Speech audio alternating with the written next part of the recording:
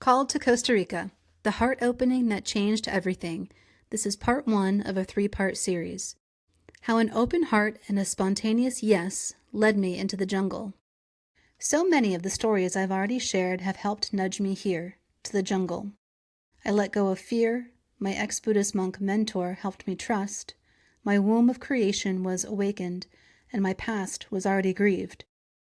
I went on a last-minute work trip to San Jose, Costa Rica, and all of the hotels were full, so I booked at a small Airbnb within walking distance of the convention center. I was welcomed by the host, a man close to my age and a woman and her daughter in her late teens. My partner back home and I were in an open relationship, so I was open to fun opportunities while I was there. One arose at an after-party during the first few days. My new friend came back to my room with me and exited the house through the patio early the next morning. This is only relevant because the man who ran the Airbnb, Esteban, started chatting with me the next day. He asked if I travel alone often, and his line of questioning led me to assume he saw the guy leaving that morning. That caused me to explain I was in an open relationship, information I likely wouldn't have offered up to a stranger. We chatted more before I left for the convention sessions, and he offered to later drive me to the hotel where that day's after-party was happening. Esteban was flirty, but not aggressive. He asked me to call him when I was ready to come back instead of walking alone at night. Before I got out of the car, Esteban took my hand and put it on his heart. He asked me again to call him. That small gesture sent shockwaves through my body. In that moment, he shifted from someone whose advances I was resisting to someone I couldn't stop thinking about. I did call him. He picked me up from the party. My intent isn't to make this a romance novel, so I'll leave the details there. But I will note, because this will come back up later, that while with him that night, I had a vision of a person hunched over, with an old face but young energy glowing underneath. The next morning at breakfast, Esteban told me how he grew up in the jungle on the Osa Peninsula and built a resort there with an American woman when he was young. The relationship dissolved, he was pushed out of the business, and ever since, he dreamed of building a better version, something bigger, more sustainable, and more beautiful. He'd been sharing that dream with travelers from around the world. I asked what the next step was.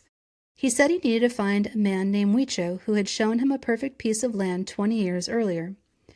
Esteban described hiking into the jungle to reach a waterfall just as night fell. Terrified, he dove 20 feet down to a black pool and emerged changed. That place stayed with him. He knew he was meant to return.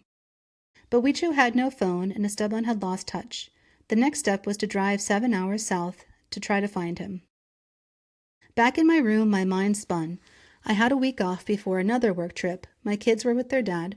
I walked back into the dining room and asked Esteban if I could return the next week to go with him and search for Huicho. He only looked mildly surprised and agreed. Walking to the convention center, I called my partner Emmanuel and said, "I think I've fallen in love. I'm going to build a resort and move to Costa Rica." In the days leading up to the trip, I only had a few moments of doubt. Emmanuel had more. He stuck air tags in all of my bags, but never tried to dissuade me. He trusted my intuition. In a meditation that week, I saw a bird of paradise flower. It began to spin. I heard a voice, "Walk." I took it literally, ending my meditation, and walked around my yard. Later that day, in conversation with Hartanto, my ex-Buddhist monk mentor, I told him about the message. He laughed that I took it literally. "Sometimes spirit speaks in symbols," he said. But I was already walking into the unknown.